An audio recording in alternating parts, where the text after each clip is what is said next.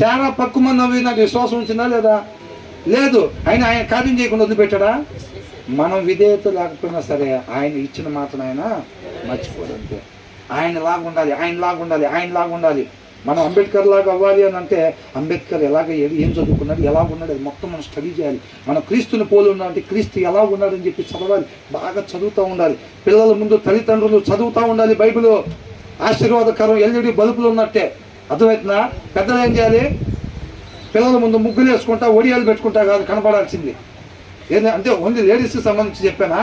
అదే జెంట్స్ అయితే టీవీలు చూసుకుంటా ఫోన్లు చూసుకుంటా కాదండి. పిల్లల ముందు ఎలా కనపడాలంటే తల్లిదండ్రులు వాక్యాన్ని ధ్యానిస్తా చదవాలి గంటల గంటలు. అది గొప్ప ఆశీర్వాదం అసలు. అది అర్థమవుతుందండి. పిల్లలు ఏం చేస్తారు అప్పుడు? ఇది అంటారు చూసారా, ఆవు గట్టును మేస్తే దూడ, ఆవు చేలో మేస్తే దూడ గట్టును మేసిద్దా?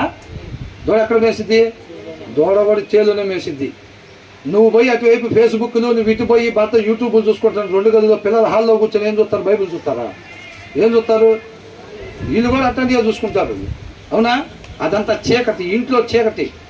ఇంట్లోకి చీకటి 3 వైపుల నుంచి ప్రవేశిస్తూ ఉంటుంది. ఈ బెడ్రూమ్లో నుంచి చీకటి ప్రవేశిస్తూ ఉంటుంది, ఆ బెడ్రూమ్లో నుంచి కూడా ఇటు హాల్లో నుంచి అన్ని వైపుల నుంచి చీకటి వస్తే ఆ కుటుంబం దేదిప్పి మనం ఎదిగిపోతూ ఉంటుందా?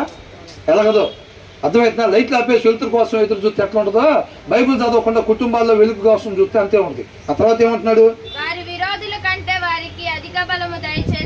చూసారా, గొప్ప జనంగా చేస్తానన్నాడు, చేశాడు. అంతటితో అయిపోలా. గొప్ప జనంగా అవటం కోసం కాదు అబ్రాహామును పిలుచుకుంది, దాని ద్వారా పని చేయాల్సింది ఉంది.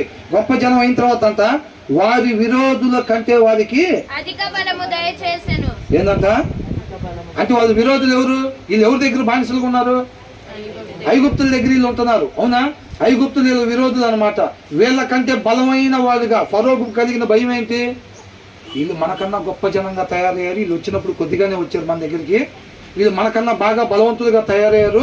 రేపు పొరపాటున ఎవరితో యుద్ధం జరిగినప్పుడు వీళ్ళు వాళ్ళ చేతులు కలిపారంటే మనం ఓడిపోయే ప్రమాదం ఉంది. వీళ్ళు గొప్ప బలవంతులుగా తయారవుతున్నారు, ఎక్కువ జనాంగంగా వీళ్ళు తయారవుతున్నారు. ఫరోకు భయం పుట్టింది అందులో.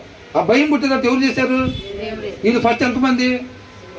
కొద్దిమంది. వీళ్ళు కొద్దిమంది ఉండే వాళ్ళు ఎలా తయారు చేస్తున్నారో చూడండి. అర్థమవుతుందండి. అంటే వీళ్ళు బలం పెంచుకొని జనం మీద పడి అందరిని కొడతానికి కాదు. అర్థమైందండి. దానికోసం కాదు. బలాన్ని ఎక్కువ కుటుంబాలు అయితే మనకు కావాల్సిన పదవులు అవి తెచ్చుకోవటానికి కాదు. మన వాళ్ళందరూ రేషన్ కార్డులను మన వాళ్ళకి ఇల్లు స్థలాలు రాపించుకోవటానికి కాదు. ఎక్కువ మంది జనాభా అంటే దేవుని చిత్తం, దేవుని ప్రణాళిక ఏది ఉందో చూడాలి. దాని పట్ల నీకు 2 పిల్లల్ని ఇచ్చాడా, 2 మగపిల్లల్ని ఇచ్చాడా, 2 ఆడపిల్లల్ని ఇచ్చాడా, 3 పిల్లల్ని ఇచ్చాడా, వాళ్ళ పట్ల దేవుడి ప్రణాళిక ఏంటో తెలుసుకోవాలి. ఎలా తెలిసిద్ది? డోర్ తీస్తే తెలిసిద్ది. డోర్ ఎక్కడ తీస్తాం?